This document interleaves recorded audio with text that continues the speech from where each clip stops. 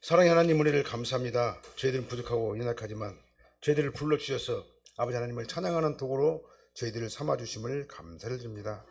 성령께서 이 시간 저희들을 불러주셨사오니 은혜 베풀어 주시옵시고 하늘의 복의 역사가 넘쳐나도록 저희들을 지켜주시고 보호하시고 인도하여 주시옵소서. 이 시간 말씀이 선포되어질 때 하나님 말씀만 선포되게 하여 주시옵시고 이 말씀을 통해서 저희들이 은혜 받게 해주시며 성령님의 강권적인 감동의 역사가 저희들의 삶을 통해서 나타나게 하여 주시옵소서. 예수님 이름으로 기도합나이다. 아멘. 우리 인사하시겠습니다. 오직 예수님밖에 없습니다. 다시 한번 하겠습니다. 오직 예수님밖에 없습니다. 아멘.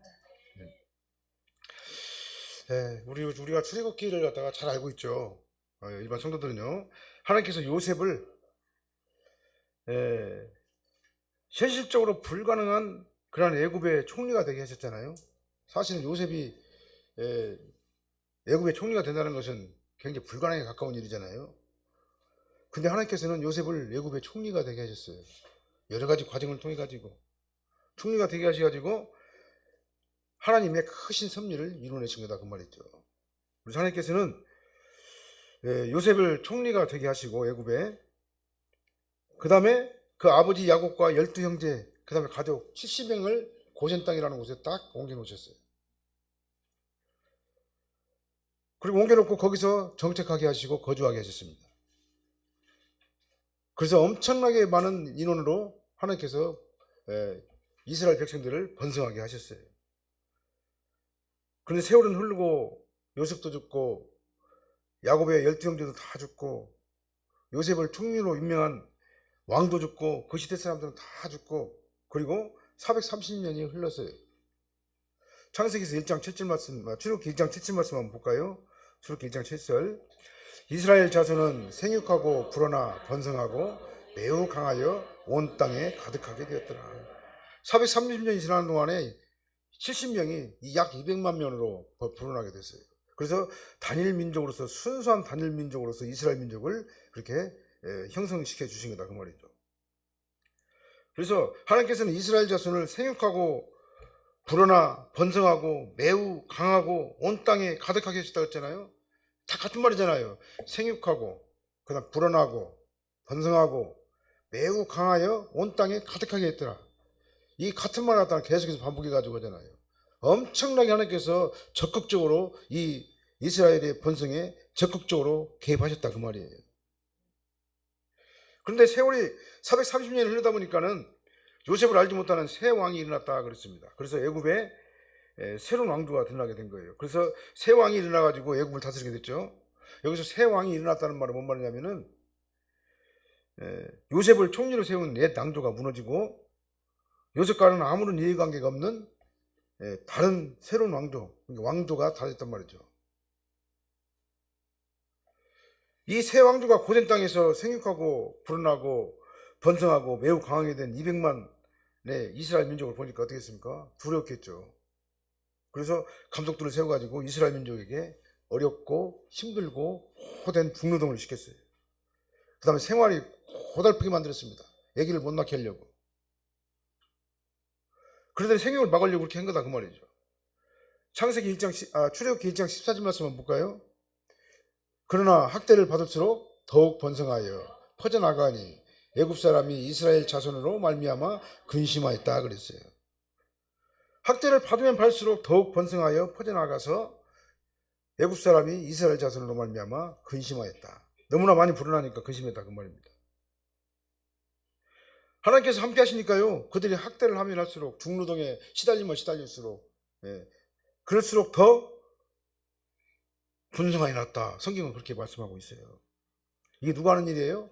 하나님께서 하시니까 된다 그 말이죠. 인간적으로 생각해 보면요 그런 상황에서 힘들 거예요. 굉장히 강도 높은 그런 중노동을 시키고 굉장히 억압을 시켰거든요. 그런데 그 가운데서도 하나님께서는 이스라엘 백성들을 번성하고 왕성하게 하셨다 이렇게 말씀하신 거예요. 우리가 신앙생활을 하다 보면은 세상에서 원하지 않는 간섭을 받게 되고 신앙생활을 하려다 보면은 방해를 받게 되고 누군가 모르게 하지 못하도록 그런 불이익을 막 당하게 할 때도 있다고 말이죠. 신앙생활하는 그 이유 때문에. 그러나 결과적으로 하나님께서는 우리를 보호하시고 지켜주시고 인도하신다는 사실을 알아야 돼요. 우리가 하나님 안에 거하고 하나님 앞에 충성을 다하고 최선을 다해가지고 주님을 위해 가지고 신앙생활을 잘하게 되면은 하나님께서 결과적으로 우리를 지켜주시고 보호하시고 인도하신다. 이스라엘 백성들을 생육하고 번성하게 하신 것처럼 아무리 어려운 상황이 있다 할지라도 하나님께서는 우리를 끝까지 붙잡아 주시고 인도하신다는 사실을 우리는 알아야 된다 그 말이에요. 우리는 이 죄와 사망이 관영하는 이 악한 세상에 한복판에 우리가 살고 있죠. 한복판에 우리는 성도로 살고 있습니다. 그래서 악한 자들이 끊임없이 하나님의 교회와 성도들을 끊어내리려고 비난하고 모함하고 피해를 주고 그다음 박해를 하고 여러 가지 어려운 일들 갖다 우리에게 준다 그 말이죠. 수많은 시도들을 한다 그 말이에요. 그럼에도 불구하고 하나님의 교회가 없어지느냐? 안 없어져요. 하나님의 교회는 그럼에도 불구하고 더 번성합니다. 아무리 억압한다 할지라도 하나님의 나라는 더 왕성하게 번성하게 되어 있게 되는 거예요. 강력한 영적 영향력으로 수많은 사람들을 구원의 길로 인도하는 산파 역할을 하게 된다 그 말입니다. 이건 세상이 막을 수가 없어요. 세상이 막으려고 그렇게 힘을 쓰고 애를 쓰더라도 하나님께서 하시는 일은요 세상이 막을 수가 없는 것이기 때문에 그렇습니다. 우리 모두는 새 생명을 낳게 하는 산파들인 줄로 믿습니다. 영적인 산파들이에요. 저희들은요. 오늘 본 말씀은 그러니까 이스라엘을 고센 땅에서 알지 못하는 왕조가 들어서면서 당하는 산파들의 핍박과 그 산파들의 지혜로운 대처에 대해 가지고 말씀하고 있어요. 그래서 오늘 본 말씀 중심으로 하나님 보시기에 아름다운 산파라고 하는 그 제목으로 하나님 말씀을 선포합니다. 이 말씀 선포될 때 은혜 받으시길 예수님을 축원합니다. 첫 번째로는요 애굽 왕의 명령을 거부를 했어요. 산파들이요. 17절 말씀 한번 읽어보게요. 그러나 산파들이 하나님을 두려워하여 애굽의 왕의 명령을 어기고 남자 아기들을 살리니라. 자, 15절 16절들 한번 읽어볼까요? 15절 16절. 애굽 왕이 히브리 산파 시프라라 하는 사람과 부하라는 사람에게 말하여 이르되 너희는 히브리 여인을 위하여 해산을 도울 때에 그 자리를 살펴서 아들이거든 그를 죽이고 딸이거든 살려주라. 이스라엘 백성들이 막 그렇게 왕성하게 번성을 하니까 그렇게 핍박을 하고 중노동을 시키고 막 국구성을 갖다 지키게 하는데 재료도 제대로 주지 않냐고 그렇게 엄청난 박해를 가했음에도 불구하고 이스라엘 백성들은 더욱더 왕성하게 번성하게 됐다 그 말입니다. 그러니까 애굽 왕이 두려웠잖아요. 그러니까 애굽 왕이 어떻게 합니까? 이제는 살인마로 변해버려요. 왕이 아들을 낳게 되면 죽여버리라고 그렇게 명령을 내리잖아요. 산파들을 갖다 시켜가지고 여기서 시프라라고 하는 사람과 부하라는 사람은요 산파들이 아마 대표인 것 같아요. 대표자들이 그것에 와가지고 이렇게 죽이라고 명령하니까 산파들에게 다 전달해가지고 전국적으로 이런 일들을 다 자행했다고 생각을 하는 거죠.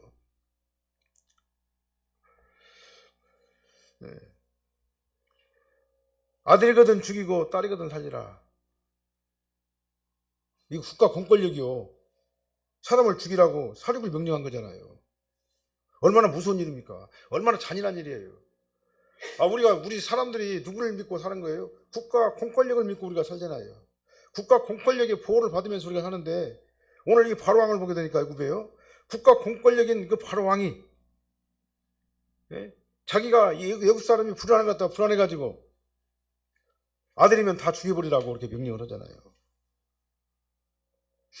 그러면 이 산파들이 누구 명령을 들을까요? 국가 명령, 왕의 명령을 안 들으면 그들도 죽게 되고 어려운 일을 당하게 될 거잖아요.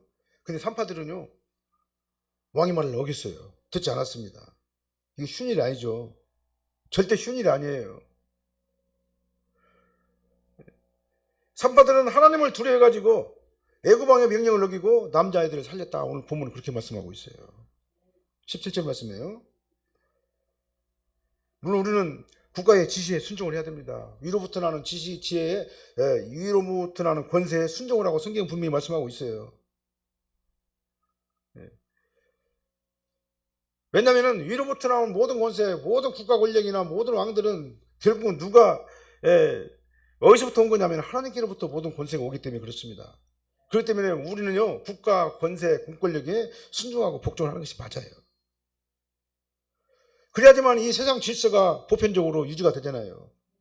국가 공권력을 갖다가는 어기면은 이 세상의 보편적인 질서는 어지럽게 되고 그 다음에 혼란한 그런 사회가 되기 때문에 일반 은총의 법 아래서 지어진 국가 권력에 우리는 복종을 해야지 맞는 거예요. 반드시 필요한 겁니다. 중요한 거예요. 그런데 여기 한 가지 단서가 있어요. 주 안에서예요. 주 안에서. 아무리 위에 있는 권세라도 할지라도 그것이 모든 권세의 근원이 되시는 하나님의 뜻에 입이 되면 그건 정당한 권세가 아니다 그 말입니다. 올바른 권세가 아니에요. 그거는요. 국가 권세가 하나님 뜻에 위배되는 권세를 집행하고 있다면 그것은 하나님 앞에 올바른 권세가 아니기 때문에 우리는 거기에 대항을 해야 된다는 것을 오늘 본문을 통해서 알 수가 있는 거예요. 그래서 하나님 말씀에 위배되는 부당한 공권력 앞에서 우리는 순종해서는 안 돼요. 우리는 교회는 세상 정죄권이 있습니다. 우리 교회들에게는요. 우리 성도들에게는 세상 정죄권이 있어요. 그래서 국가가 부당한 일을 하게 되면은 우리가 지적을 하는 거예요. 지적을 해야 되는 겁니다. 정죄를 해야 되는 겁니다. 국가에 대해서. 세상 권세가 하나님의 뜻을 거스르는 일을 행할 때 교회와 성도는 오히려 성경 말씀을 근거로 해가지고 단호하게 그 명령을 거부를 해야 된다 이 말입니다. 우리가 하나님을 경외하는 믿음이 있다면요 당연히 세상 권세에 굴복을 하지 아니해야 되는 거예요. 하나님의 뜻을 따르는 것이 원칙인 겁니다. 당연한 겁니다. 그게요. 오늘 본문의 산파들이 그렇게 했어요. 왕의 명령보다도 하나님을 더 두려워했습니다. 하나님의 말씀을 어기는 것을 더 두려웠기 때문에 산파들은 어떻게 했습니까? 국가 공권력에 대항을 해가지고 거부를 한 거예요. 그래서 그들은 죽기를 각오하고 왕의 명령을 단호하게 거부를 했습니다. 왜 그렇습니까? 국가 공권력이 하나님 말씀에 위배되는 지시를 내렸기 때문에 그렇습니다. 우리도 히브리 산파의 단호한 믿음을 본받아야 될 줄로 믿습니다. 마태복음 10장 28절 말씀 한번 읽어보게요. 마태복음 10장 28절. 네. 한번 더 넘겨보세요. 마태복음 10장 28절. 없나요? 예, 제가 읽어드릴게요. 몸은 죽여도 영혼은 능히 죽이지 못하는 자들을 두려워하지 말고 오직 몸과 영혼을 능히 지옥에 매다실 일을 두려워하라. 아멘. 다시 한번 같이 읽어보게요. 몸은 죽여도 영혼은 능히 죽이지 못하는 자들을 두려워하지 말고 오직 몸과 영혼을 능히 지옥에 매달 수 있는 일을 두려워하라. 이 세상 왕은요 한시적에 왔다 가는 거예요. 영원하지 않습니다. 아무리 많이 통치한다고 100년 이상 통치할 수가 없어요. 그렇지 않습니까? 예. 몸은 죽여도 영혼은 죽이지 못하는 자가 누구예요? 전능하신 하나님이에요. 하나님의 말씀을 위배되는 그런 국가 공권력은요 어떻게 됩니까? 그들 갖다가 우리가 두려워할 필요가 없는 거예요. 몸은 죽여도 영혼은 능히 죽이지 못하는 자들을 우리는 두려워해서는 안 되는 겁니다. 세상 권력 앞에 복종하고 보이지 않는 하나님의 명령에 순종하지 못하면 우선은 편할 것 같아요. 예. 사람들 하니까 국가의 사람들 하니까 몸은 편할 것 같아요. 근데요 결국은 몸과 마음과 영혼이 피폐하게 되고 멸망하게 되는 거예요. 파멸되고 마는 거예요. 그래서 하나님의 백성인 저와 여러분들은요 타락한 인생의 본성대로 살면 안 돼요. 하나님의 말씀대로 우리가 살아야 될 줄로 믿습니다. 말씀대로 살면은 그런데요 죽을 것 같은데 살아요. 정말 나는 정말 무엇을 두려워하는가? 눈에 보이는 세상을 두려워하는가? 눈에 보이지 않는 영적 세계 하나님의 나라를 두려워하는가? 우리가 두려워하는 것이 무엇인가를 여러분들이 한번 생각을 해보시길 바랍니다. 물론 현실적으로 보면은 하나님의 말씀대로 순종하며 산다는 것이 결코 쉬운 일은 아닐 것입니다. 그러나 히브리 산파들처럼 하나님의 뜻이 아니라면 왕의 명령이라도 거부할 수 있는 어떤 공권력에서도 공권력의 위협이라도 거부할 수 있는 이런 건강한 성도가 저와 여러분이 되어야 될 줄로 믿습니다. 그래야지만이 그 사람이 세상이 감당하지 못하는 그런 믿음의 사람이 되는 거예요. 그렇게 되면 죽을 것 같지만 절대 안 죽는다는 것을 우리는 알아야 돼요. 두 번째로 하나님이 그 산파들에게 은혜를 베푸셨어요. 20절 말씀 한번 읽어볼까요? 하나님이 그 산파들에게 은혜를 베푸시니 그 백성은 번성하고 매우 강해지니라. 아멘. 하나님께서 그 산파들에게 은혜를 베푸신 결과가 뭡니까? 하나님께서 그 산파들에게 은혜를 베푸시니까 이스라엘 백성이 번성하고 매우 강해졌다 그랬어요. 자, 그 백성이 번성하고 매우 강해졌다. 그 백성은 이스라엘 백성을 말하죠. 번성하고 매우 강해졌다. 하나님께서 이 산파들에게 은혜를 베푸시니까는 그 산파들이 왕의 명령을 거부했죠. 그다음에 하나님을 두려워하는 마음으로 사내아를 죽이지 않았죠. 살려주니까 백성들은 번성하고 매우 강해졌다 그 말입니다. 번성하고 매우 강해졌다는 말은요, 더욱더 많은 자녀들을 아주 건강하게 더욱더 많이 출생했다 그 말이에요. 출산했다 그 말이에요. 애굽 왕은 어떻게든지 간에 이걸 방해하려고 했잖아요. 막으려고 했잖아요. 그래서 힘든 노동을 시키고 중노동을 시키고 괴롭게 했지만은 학대를 받으면 받을수록 더욱더 번성했잖아요. 그래서 애굽 왕은 산파들에게 어떻게 했습니까? 사내 아들을 낳으면 죽이라고 명령까지 했잖아요. 근데 그 명령이 안 지켜지니까 어떻게 됩니까? 이스라엘 자손은 크게 불어나게 되고 더욱더 건강하게 강성하게 번성하게 됐다라고 성경은 말씀하고 있는 거예요. 그러니까 이 모든 일들이 하나님의 은혜가 아니면 안 되는 거예요. 사실 그게 불가능하잖아요. 현실적으로. 산파들이 그래도 막을 수 있는 방법이 없잖아요. 방법이 없는데도 불구하고 그렇게 됐다 그 말입니다. 이걸 누가 인도한 거예요? 하나님의 은혜 가운데 인도하신 거다 그 말이에요. 자세히 살펴보면은요, 그러니까 그 산파들이 왕의 명령을 어기고 하나님을 두려워한 것, 이것도 하나님께서 그 산파들에게 은혜를 베푸셨기 때문에 그들이 하나님을 경외하는 마음, 두려워하는 마음을 갖게 된 거고, 왕의 명령이라도 하나님의 명령을 어기셨다고 하는 그런 믿음이 그들 안에 있게 된 것이다 그 말입니다. 하나님의 은혜의 결과인 거예요. 그래서 그 결과 산파들은 어떻게 했습니까?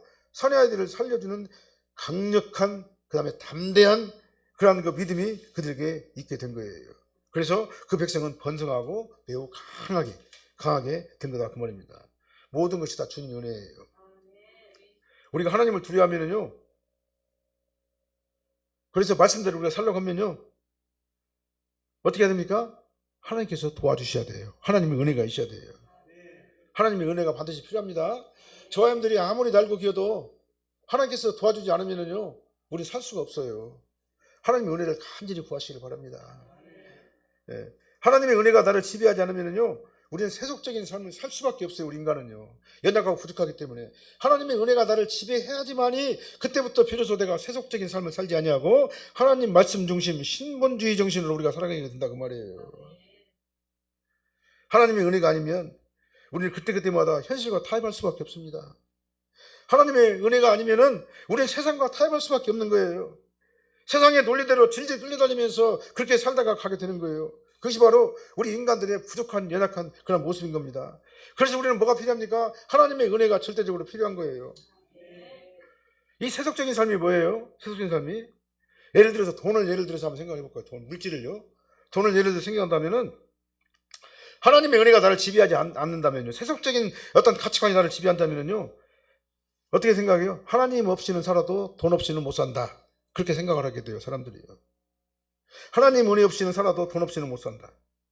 그래서 수단과 방법을 가지 아니하고 어떤 부정한 짓을 저지르더라도 돈을 모으기 위해서, 물질을 모으기 위해서 그냥 아주 수단과 방법을 가리지 않는 거예요. 그래서 세상과 타협하면서 적당하게 불의와도 타협하고 부정과도 타협하면서 적당하게 타협하면서 돈을 모으는 것이 우리 인간들의 모습이에요. 본능적인 모습이에요. 이게. 물론 돈이 필요해요. 물질이 필요합니다. 저는 물질이 필요 없다고 얘기 안 했어요. 우리가 이 세상에 살기 위해서는요, 적당한 물질이 반드시 필요한 거예요. 예수를 믿는 저희들이 정말 건전하게 신앙생활을 갖다가 잘하려면은 적당한 물질이 반드시 필요한 겁니다. 그러나 우리가 성도로서, 하나님의 자녀로서 하나님의 말씀을 어기면서까지 부정한 방법으로 동원해가지고 돈을 구하는 것은 잘못된 것이다 라는 것을 성경은 우리에게 말씀하는 거예요. 권력도 마찬가지입니다. 권력도요. 권력이 필요해요. 우리 믿는 사람들에게도요.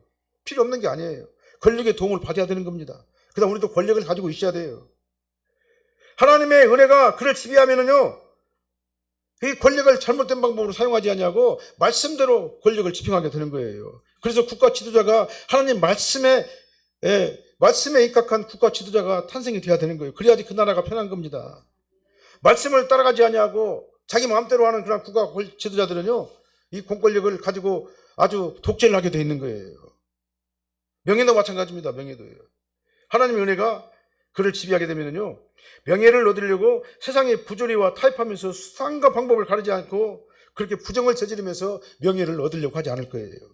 명예가 필요 없다는 얘기가 아닙니다. 필요합니다. 세상에 명예가 필요해요. 예수 믿는 사람들에게도요. 그러나 정상적인 방법으로, 정당한 방법으로, 순수하고 아주 정상적인 방법을 가지고 이 명예를 얻으려고 우리가 힘을 쓰고 애를 쓰고 노력을 해야 되는 것이다 그 말이죠. 왜 그렇습니까? 하나님의 은혜가 그를 지배하기 때문에 그래요. 요셉이요, 가는 곳마다 어려움을 당했지만 그때마다 하나님께서 어떻게 했습니까? 가는 곳마다 형통하게 하셨어요. 요셉을요. 가는 곳마다 형통하게 했어요. 누가 도와줬기 때문에 그렇습니까? 하나님의 은혜가 그와 함께 했기 때문에 그런 거예요. 하나님의 은혜가 나를 지배하게 되면요, 돈보다 더 중요한 것이 말씀대로 사는 것을 알고요. 말씀 안에서 부정한 방법을 사용하지 않냐고 물질을 모으게 된다는 사실도, 그런 방법도 우리가 알게 되는 거예요. 많이 벌고 조금 벌고는 문제가 안 돼요. 우리가 살 만큼만 벌면 되지, 얼마 더 벌면, 뭘 많이 벌어서 못 하겠습니까? 하나님의 은혜 안에 있는 성도들은요, 그러니까 어떻게 생각합니까? 돈 없이는 살아도 하나님 없이는 못 산다, 이렇게 변해버려요. 물질은 비록 적어도 하나님의 은혜가 없이는 나는 살 수가 없다, 이런 가치관을 가지고 우리가 신앙생활을 해야 될 줄로 믿습니다. 그러면 우리가 부정한 짓을 하지 않죠. 신앙생활을 하면서 정당한 방법으로 정확하게 아름답게 노력해가지고 물질을 모으는 그런 사람이 되지 않겠습니까? 이 은혜가 우리에게 필요한 줄로 믿습니다. 우리는 돈 없이는 살아도 하나님 없이는 못 산다, 이 은혜가 저와 여러분들을 지배하시기를 예수님으로 축원합니다. 그 은혜가 나를 지배하게 되면요, 아무리 애굽왕의 명령이라도 그것이 하나님 말씀과 맞지 않으면, 안 맞으면, 부당하면 단호하게 거부하고 거절하고 그 명령을 따르지 않는다, 그 말이죠. 이 산파들처럼, 저와 여러분들은 히브리 산파들처럼 정말 믿음의 산파들이 되시기를 바랍니다. 하나님 말씀에 따라서 사는 저와 여러분들이 되시기를 예수님으로 축원합니다. 그래야지만 우리가 성도로서 하나님을 경외하고 올바른 성경적 가치관을 가지고 신앙생활을 제대로 하면서 영원한 천국의 나라까지 가게 되지 않냐, 이 말이죠. 믿음 안에 사시기를 바랍니다. 그럼 이 산파들처럼 올바른 가치관을 가지고 있어야 되는 겁니다. 정당한 가치관, 성경적 가치관, 하나님 말씀에 입각한 가치관을 가지고 이 세상에서 성도로 우리가 살아야 된다, 그 말입니다. 오늘 날마다 하나님께 이 은혜를 간구하시길 바랍니다. 주여, 나는 부족합니다. 나는 연약합니다. 하나님께서 안 도와주시면, 하나님께서 나에게 은혜를 베풀어 주시지 아니하시면은 나는 절대로 도저히 이 세상에서 정상적인 방법으로 살아갈 수가 없습니다. 그러니 주님께서 은혜를 베풀어 주셔서 이제는 세상적인 세속적인 가치관 다 버리고 전적으로 주님만 의지하며 주님만 따라가는 하나님의 백성으로 살게 도와주시옵소서. 물질이 전부가 아니다는 것을 우리가 알아야 되는 거예요.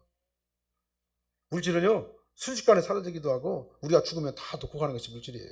아무것도 아니에요, 물질은요. 거기에 비해 가지고 우리가 아등바등 할 필요가 뭐가 있어요? 정상적인 방법을 가지고 아버지 하나님 앞에 헌신하고 순종하는 조합이 되시기를 예수님으로 축원합니다.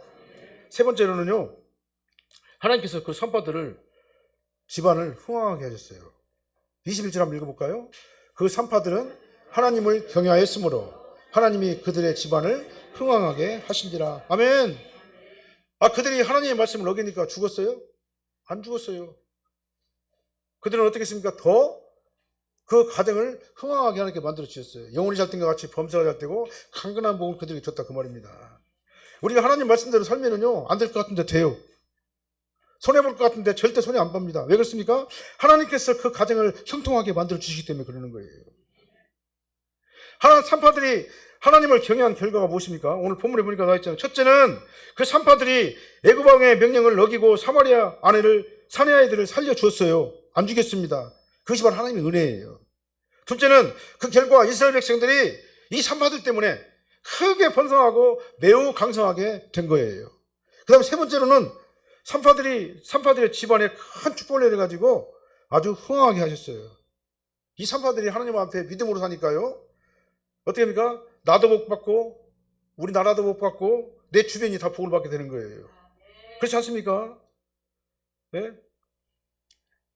이 은혜가 저와 여러분들과 다 지배해야 되지 않겠습니까? 내가 신앙생활 잘하게 되면요, 나만 잘 되는 것이 아니라 내 이웃도 잘 되고 내 주변이 다 잘 되는 거예요. 나로 인해 가지고. 그렇게 되시기를 예수님으로 축원합니다. 만약에 히브리 산파들이 하나님보다도 애굽왕의 명령, 부당한 국가 공권력에 굴복을 하고 사내아이들을 다 죽여버렸다면 어떤 결과가 나왔을까요? 한번 생각을 한번 해보시기 바랍니다. 아마 그들은 영원히 애굽의 종으로 그냥 머물러 있었을 거예요. 구속사의 중요한 하나님의 도구가 되지 못했을 겁니다. 만약에 이 산파들이 그렇게 해가지고 사내아이들을 다 죽여버렸다면 하나님께서는 다른 방법을 써서라도 그 구속사를 다 진행해 나갔을 거예요, 물론이요. 그리고 그 산파들은 어떻게 했을까요? 이 세상의 종이 돼가지고 세상과 적당하게 타협하면서 세상에 부조리와 타협하고 불의와 타협하고, 예? 자기 어떤 그 안녕을 위해 가지고 거짓 선지자들처럼, 예? 세상과 야합을 해가지고 세상을 따라가는 그런 세속적인 존재로 끝나버렸을 거예요. 그럼 어떻게 됩니까? 그들은요, 결과적으로 그들의 영과 육이 파멸당하게 되는 것이다, 그 말이에요.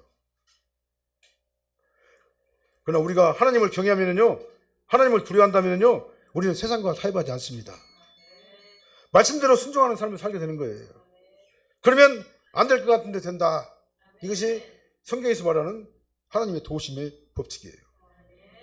히브리 산파들이 하나님을 두려워하고 하나님을 공경했기 때문에 하나님께서 그들의 집을 망하도록 방치한 것이 아니라 오히려 그들의 집을 흥왕하게 하셨다. 그들의 집이란 말은요, 그들의 가정과 자녀들과 환경과 그다음에 물질과 여러 가지 건강과 여러 가지 모든 길을 인도하시고 축복하시고 번영하게 하셨다, 그 말이에요. 우리도 마찬가지입니다. 세상에 속한 세속적인 가치관을 버리시길 바랍니다. 저와는 예수 믿는 성도들이에요. 그럼 어디를 따라가야 됩니까? 하나님 말씀을 따라가야 돼요. 하나님을 경외하고 하나님 말씀에 순종하는 그런 삶을 살게 되면은 하나님께서 우리의 어떤 지경을 넓혀주시고 영혼이 잘 된 것 같이 범사가 될 때고 강건한 복을 우리에게 주시는 거예요. 그러면 어떻게 됩니까? 우리의 마음은 평강으로 인도될 거예요. 평강. 기쁨으로, 즐거움으로, 평강으로 우리 마음이 지배될 거예요. 그러면 어떻게 됩니까? 우리 삶은 더욱더 풍성하게 되고 건강하게 되고 풍성해지고 전반적으로 우리 삶의 질이 높아지게 될 거다, 그 말입니다. 하나님께서는요, 하나님을 경외한 자들을 살펴주시고 보호하시고 인도하시고 역사하셔요. 우리 다 지켜주신단 말입니다. 우리 길을 인도하시는 분이에요. 하나님의 은혜 안에 거하시기를 예수님으로 축원합니다. 그러면 모든 것이 충만하고 풍족하고 충만한 삶을 살게 될 거예요. 번성하고 매우 강하며 흥왕하게 되는 복이 우리의 삶을 지배하게 될 겁니다. 번성하게 되시길 바랍니다. 매우 강하게 되시길 바랍니다. 그 다음에 흥왕하게 되는 복이 저와 여러분들의 복이 되시기를 예수님으로 축원합니다. 결론의 말씀을 드리겠습니다. 애굽의 왕의 명령을 거부한 이 산파처럼 우리는 세상의 법이 하나님의 법을 거스를 때 하나님의 법을 따라가는 담대한 믿음의 성도들이 되시기를 예수님으로 축원합니다. 그 다음에 보이는 사람의 위협보다도 보이지 않는 하나님을 더 두려워하시기를 예수님으로 축원합니다. 그렇게 되기 위해서는요, 하나님의 은혜가 우리를 항상 지배를 해야 돼요. 하나님의 은혜를 간절히 간구하시길 바랍니다. 그래서 불의에 타협하지 마시길 바랍니다.